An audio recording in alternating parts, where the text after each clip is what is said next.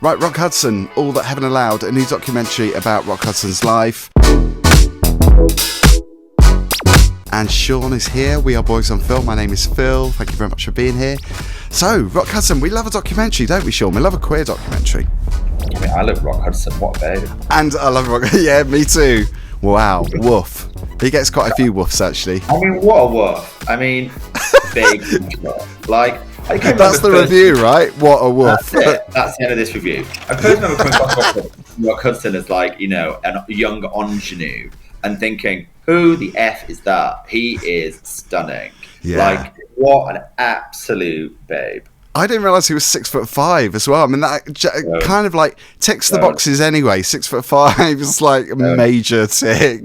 Stop it. Just stop it. Can you imagine actually meeting him though? Can you imagine being Elizabeth Taylor and all his friends that he had? Wow, no wonder they were blown away by him. I mean, yeah, maybe I should have just used a different term. So let's get back into this very serious review about Rock Hudson. Obviously, it's based on it's a play on words from his earlier film, which is called All That Heaven Allows. It's a tricky one because I guess I've got two quite strong views on this. The first thing is, I think this film does a fantastic job of taking you through Rock Hudson's entire story. Yeah. Right, so the entire story. So what I would say is, if you're new to the babe that is Rock Hudson, this is great. It takes you a story arc. I know quite a lot about Rock Hudson, and I've seen quite a bit in the past. And so actually, the bit that I really enjoyed was probably the last 20 minutes, because I was like, okay, yeah, I understand the storyline, I understand what's happened, I'm pretty au fait with all of this. And then I thought the last 20 minutes were real dynamite. Wow, yeah, the AIDS charity work and all of that came with his death. And yeah, I mean, just so powerful. With Elizabeth Taylor's speech, I mean, that woman is incredible. Elizabeth is incredible, going, come on, bitch, sort it out. Yeah, I loved that line, yeah. I had to rewind that actually. It's like, did she say what I thought? That's incredible. Yeah, it's incredible. And that's where I was a bit like, so all of that component of it, I super enjoyed. And I'm not saying I didn't enjoy the other bit, but it was a little bit like Rock Hudson 101 for me. Now, that's me personally, because I'm an old gay that loves Rock Hudson. So, yeah, that's where it sat in a strange place for me, but that is entirely personal to me because of my history. So it's a bit like, it's like my husband watching a documentary on Madonna. He'd just be like, I know all of this. I know all of this. This is new to me. I was not dismissive, but I was like, I know this backstory very, very well. That's why I think the end, the last 20, 25 minutes, I was like, oh, this is good. I'm into this. I'm learning something new.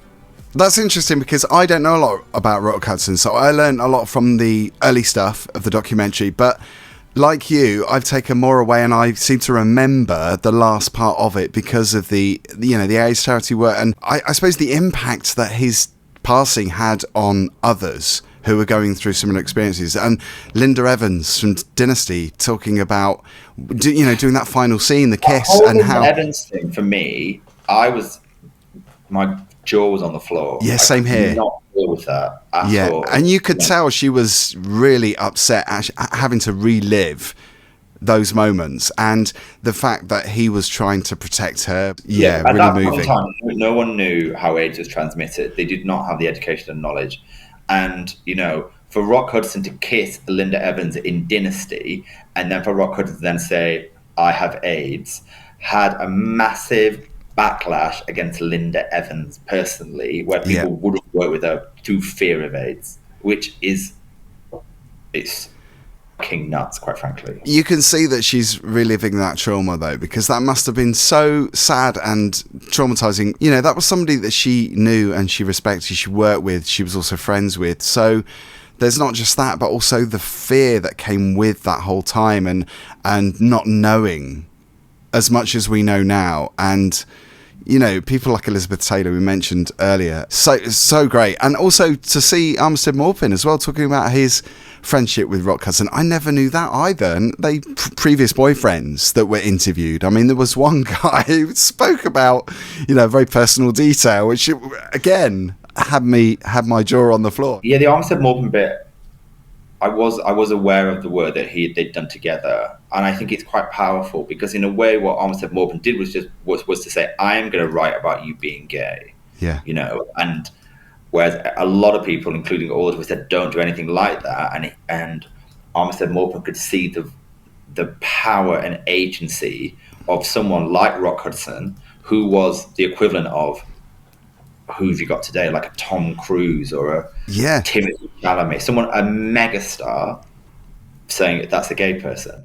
So powerful, so powerful. So many people loved not just his acting, but how he looked. Obviously, I mean, he was, like we said, a total dreamboat. I mean, for so many people, straight women, gay men. I mean, he was an all-rounder, wasn't he? But also, I never realised how humble he was and how shy he was in a lot of ways. But you have to remember, Rock Hudson is a caricature of another human being. You know, he was a guy from the Midwest who they crafted into Rock Hudson. The way he walked, the way he spoke, the way he was styled.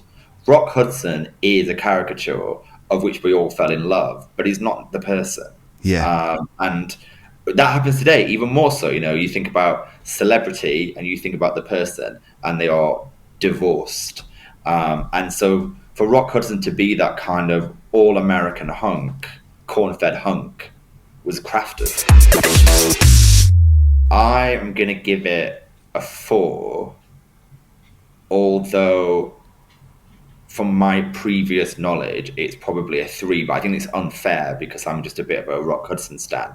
So I think as a soup to nuts story, documentary that tells his story, I think it's very, very comprehensive, so I'm giving it a 4. Yeah, I thought it was fascinating. And I think I took away maybe a little bit more than you because of that reason for me not knowing everything about him. So it was a real eye-opener for me for many ways. And also it touched on everything. It seemed to touch on everything. Some documentaries I feel missing things. This didn't seem to miss much. I mean, I'd like to kind of find out a bit more about him, maybe read stuff, I suppose, read books. It was super comprehensive. Yeah. It was super comprehensive. But that, in some ways, because it was so comprehensive, you lost something. You lost some of the magic or some of the mystery.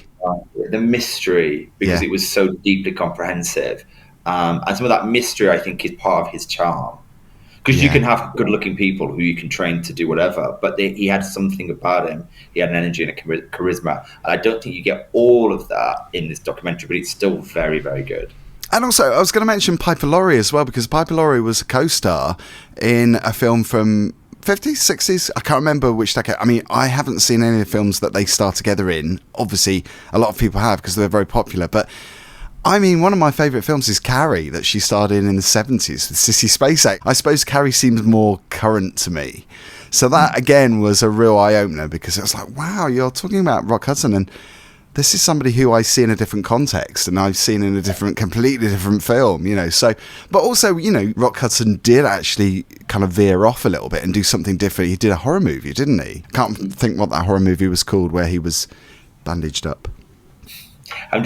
My brain was actually going, there's a documentary about Tab Hunter. Again, another kind of like pin-up.